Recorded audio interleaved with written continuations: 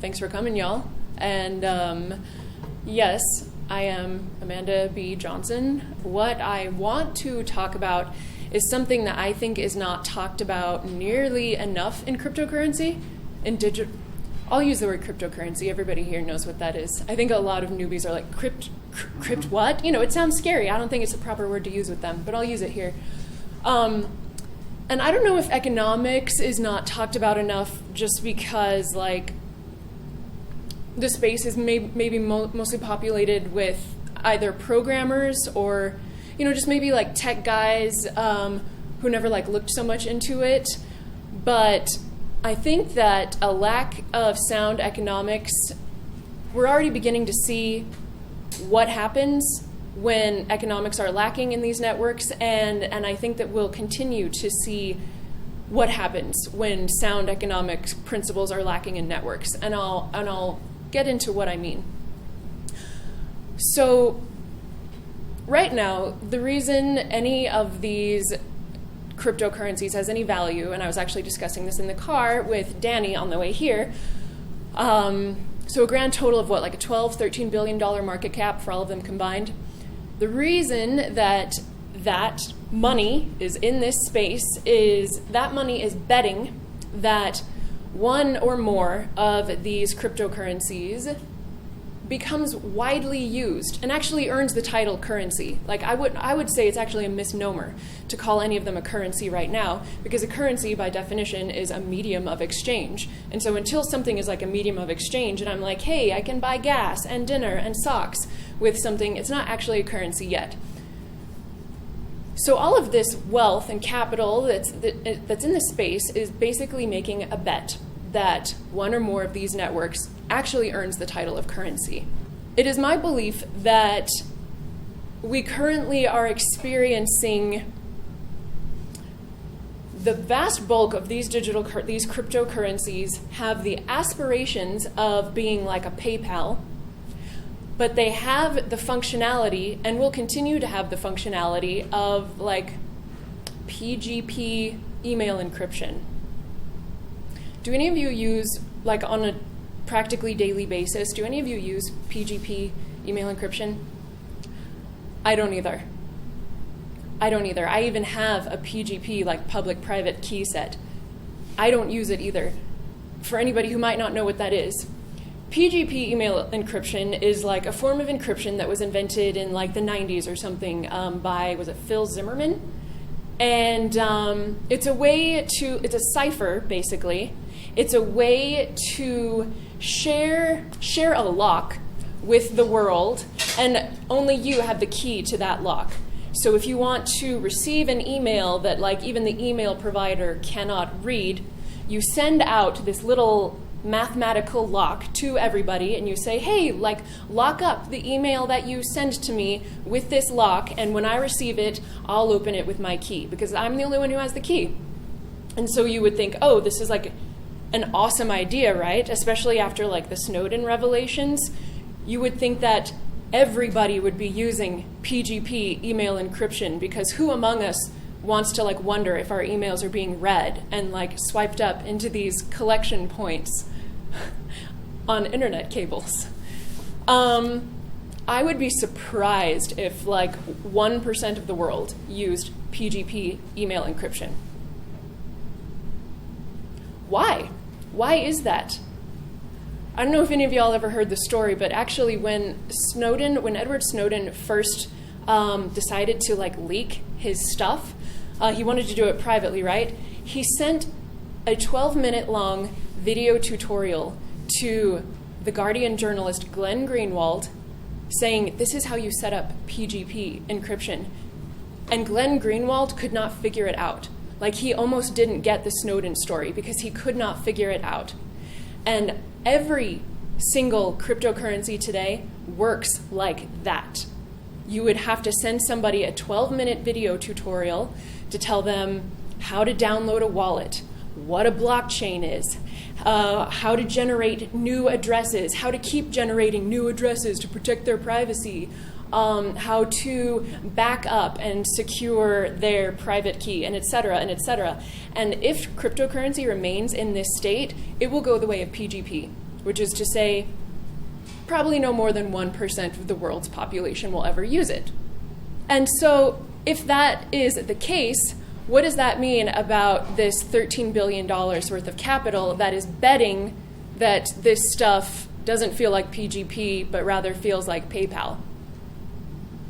It means that it's all in a bubble right now, and we're all going to lose our shirts. That's what it means. It means that this all will likely go down in the history books as akin to tulip mania, except maybe they'll call it like cryptomania in the history books. And our pictures might even be in there, and that would be really embarrassing for us.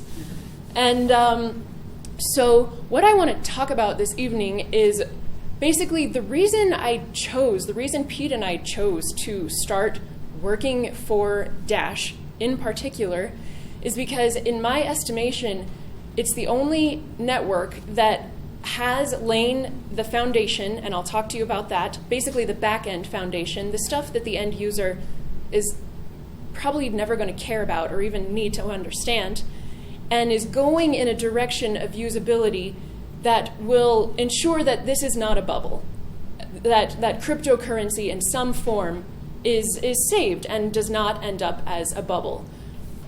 And let me define bubble before I continue. The definition of bubble that I use, I got from economist Doug French. He defines a bubble as the state of like the price of a commodity or whatever, when a large portion of the people buying that commodity are not buying it to use it, but are buying it because they expect that its price will go up.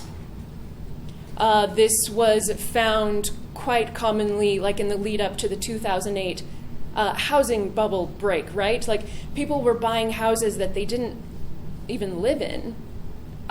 They just bought the house because they expected that the price of the house would go up and that they could flip it. Once enough of that starts happening around a certain commodity, it enters bubble phase, and it's only a matter of time until it crashes, and everybody who was left owning any of it loses. And so using that definition, I would say that all of these digital currencies, Dash included, we're all holding them right now, not for their utility, not because you bought your shoes with Dash or with Bitcoin, not because I did either, but rather we expect that one day they will have utility. And so I want to basically just describe what is happening in Dash that I believe makes it the only crypto that I know of, and I've looked into most of them. The only crypto that I know of that is going in the direction that a person holding it will be holding it for its utility rather than speculating upon it. So I want to talk first about the back end of crypto, like the boring stuff that does not get a lot of headlines. Nobody calls us, like from Forbes, nobody calls us from Bloomberg or Yahoo Finance or any of these other outlets that like they'll sometimes write about the flashier stuff going on in crypto. You know, like they'll write about the Dow and they'll write about, you know, whatever's happening in Bitcoin price movements sometimes. The back end stuff is not glamorous, but it is essential to the functioning of a network, basically, the long-term functioning of a network. How do you make network-wide decisions with thousands of people you don't know? Thousands of people you'll probably never meet. Thousands of people whose names you don't even know, right? Like people are using their handles online. When cryptocurrencies are based on consensus, whatever offering we present to the world, we first had to come to consensus on it. How do you come to consensus? Without a formal governance mechanism in place, the way it works is this. People go on Reddit or they go on Twitter and they propose an idea. And people start arguing about that idea and start going back and forth on it. And you got to begin to wonder, okay, so this I love bananas 78 on Reddit, like, does this guy even own a Bitcoin? Does this guy run a full node? Does this guy have a miner? And all of a sudden, you realize that like these million and billion dollar discussions going on online, you don't even know if who you're talking to is like a member of the network. You don't know if they're invested at all. And so the only form of governance that there is just like hard forks. Is like, you're with us or you're against us. Like, fork or don't. And that is, I mean, it's rudimentary. And it takes a long time. And it can result in highly undesirable results, according to a lot of people. As a perfect example, when Ethereum hard forked to rewind the DAO disaster, most people thought that everybody would switch. They thought that at the end of the day, there would be just one Ethereum.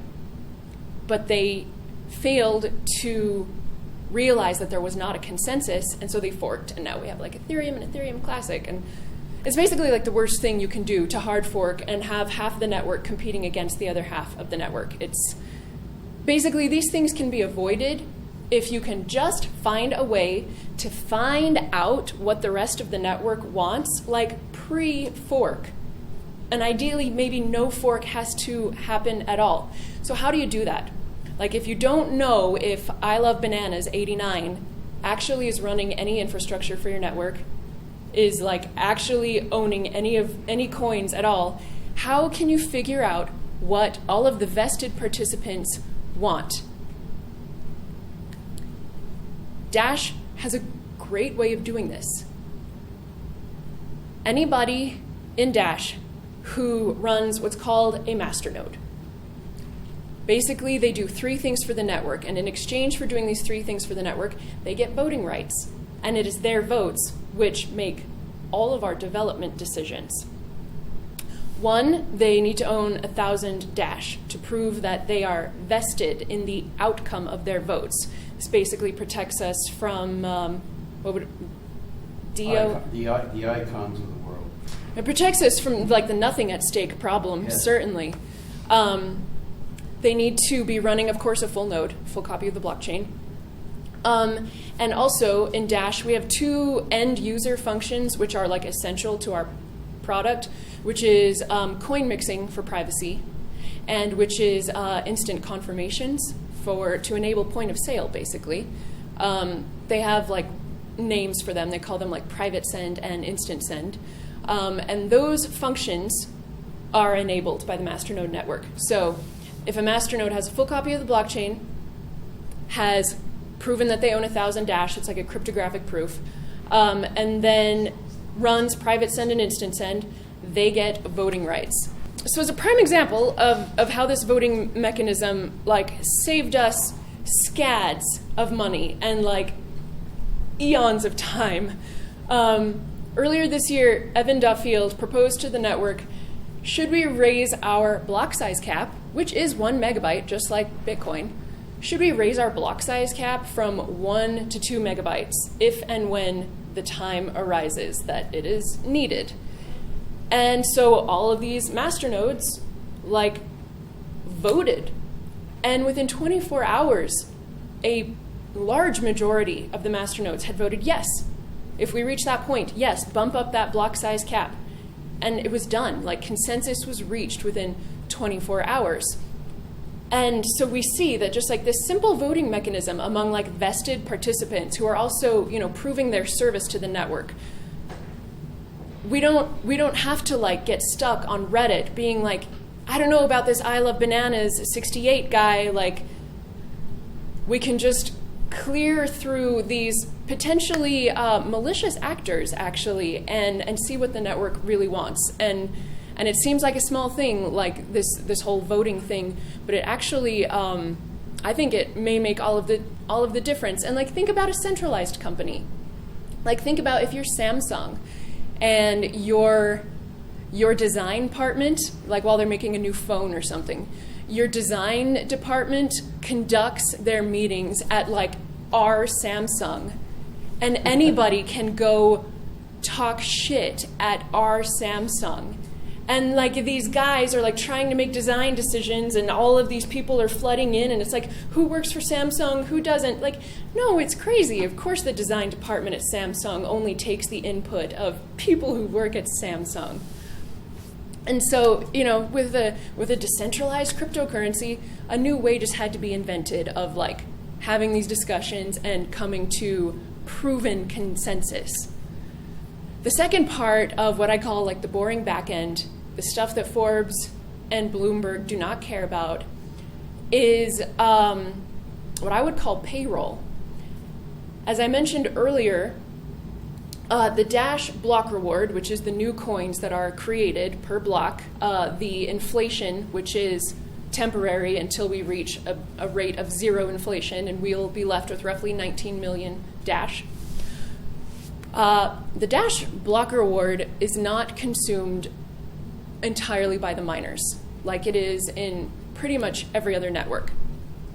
And that is because we recognize that miners are just like one employee class that we need to function. There are two other employee classes that are vital to the functioning of a cryptocurrency.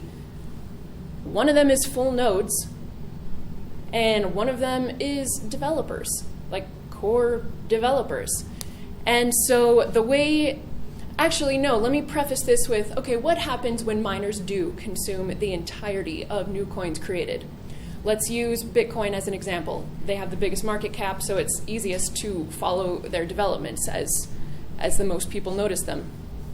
So for example, in Bitcoin, an $11 billion network, miners consume the entirety of the block reward.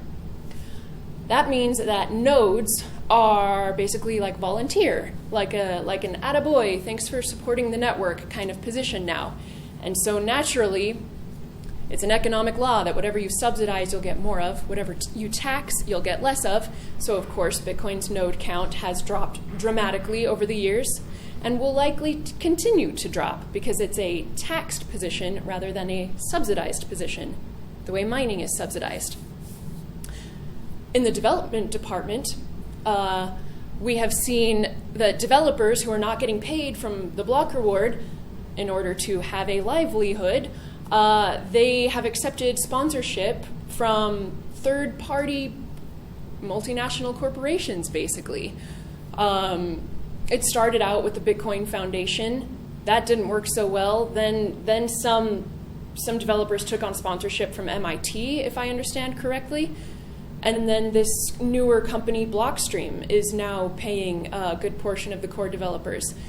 And what is problematic is that decentralized profit models and centralized profit models are like this. They are like oil and water. There is no happy medium. There is no mixing of the two.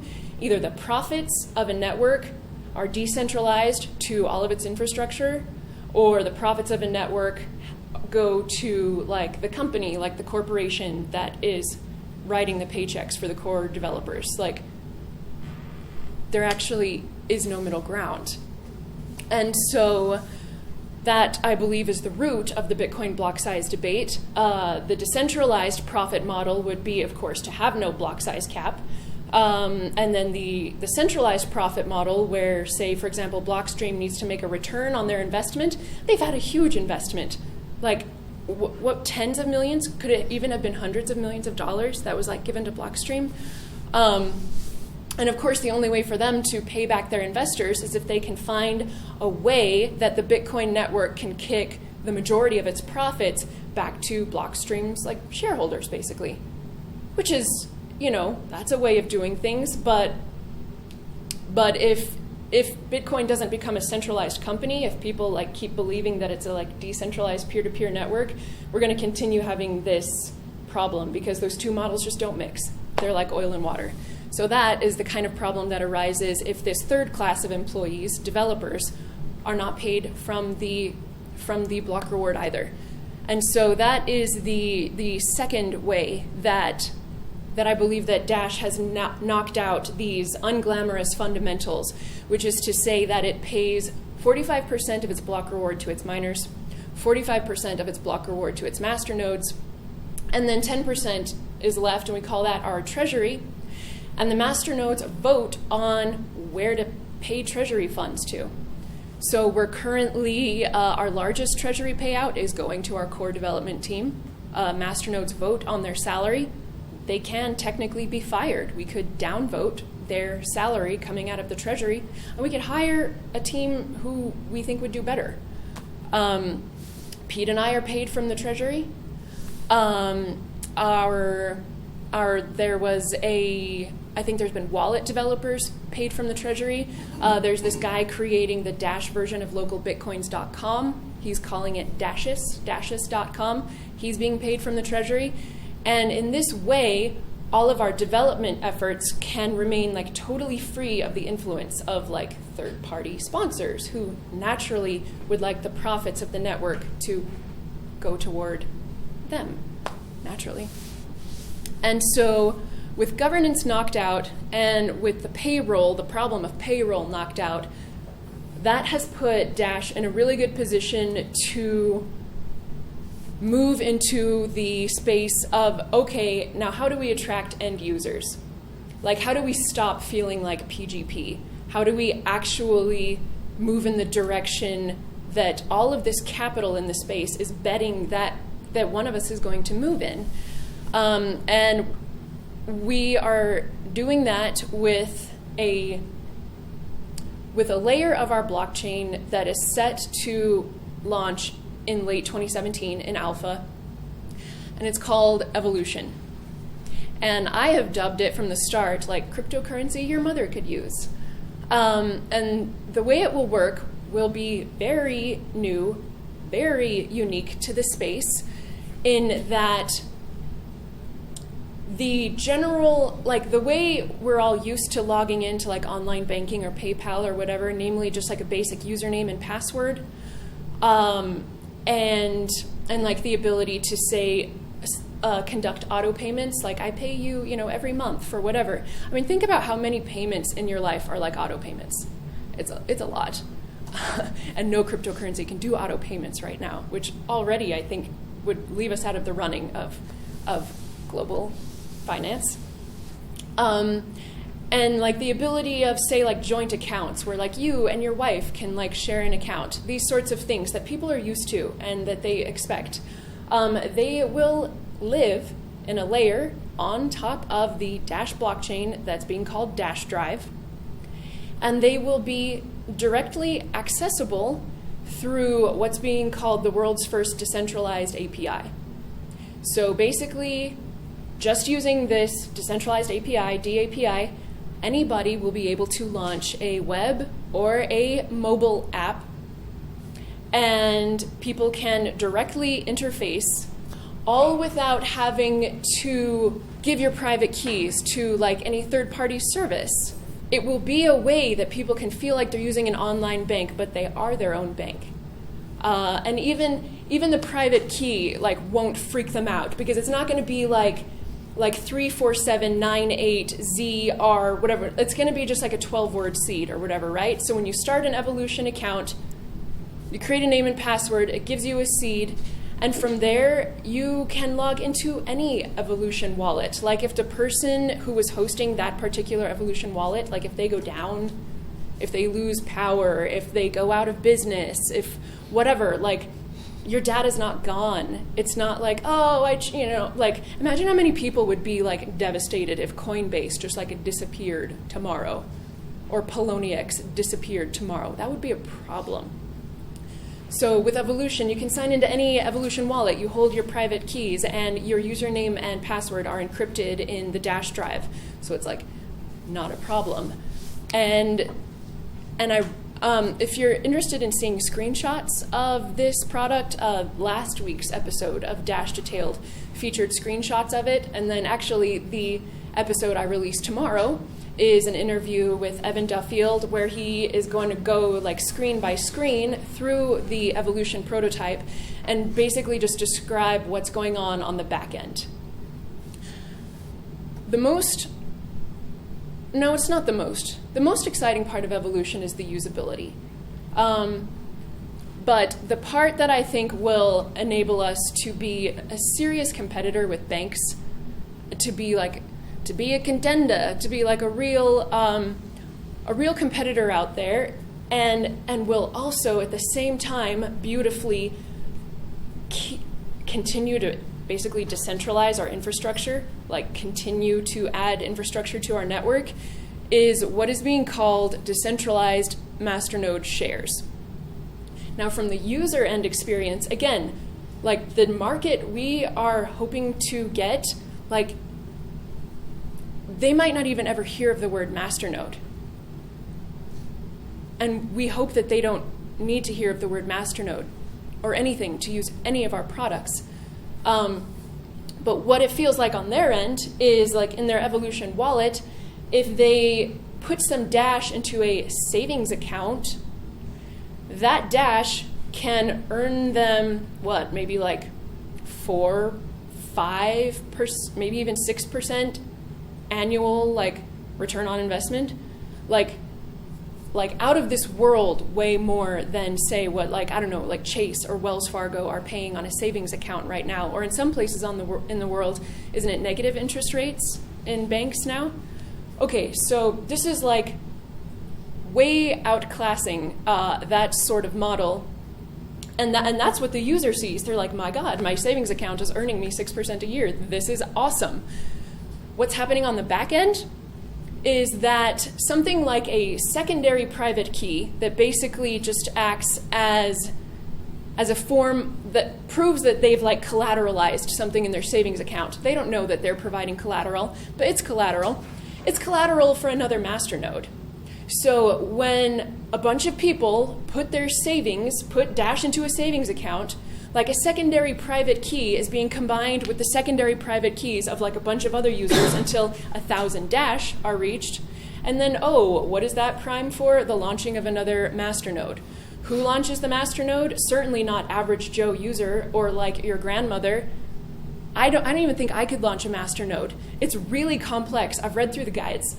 So what's happening is that this collateral is now available to be launched up in a masternode by like some tech guy who he doesn't have the collateral himself, but anybody who wants to launch a masternode and earn a portion of its rewards can pull from the collateral of any and all of our users and then launch it that way. That way, like, everybody wins. The masternode operator gets to keep a portion of the payouts, even though he didn't have the full 1,000 Dash himself. And all of our users who didn't have a full 1,000 Dash either, who just wanted to earn some return on their savings, they get a portion of that masternode payout also. And all the while, this is just like growing our infrastructure.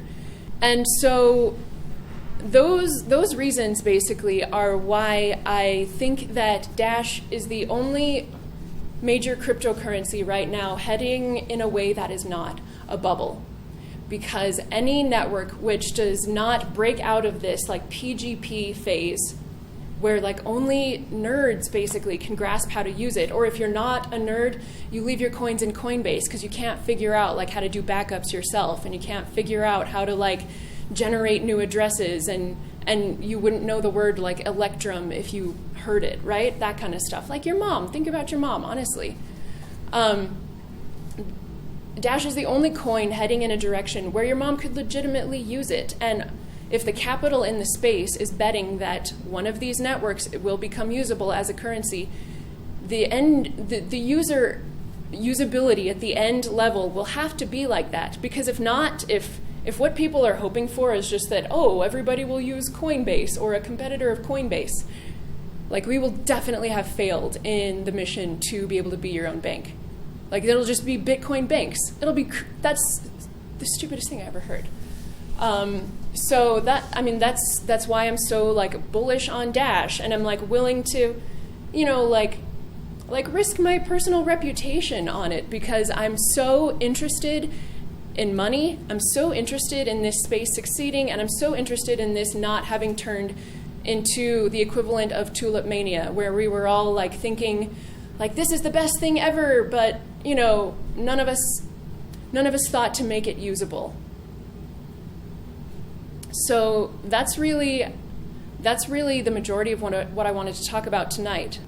If I had a note to end on, it would be, I think that Dash is right now where Bitcoin was in 2012, in that it's not like super easy to get yet. Like there isn't like a Coinbase of Dash. We're just barely working on our first equivalent of localbitcoins.com. So it's kind of like the 2012 version of Bitcoin where, you know, we maybe have like 60 merchants accepting it, that sort of thing. Except instead of how using Bitcoin still feels like using PGP, how it still felt like using PGP a year later in 2013, in a year from now, Dash will feel like using PayPal. And you'll get to be your own bank.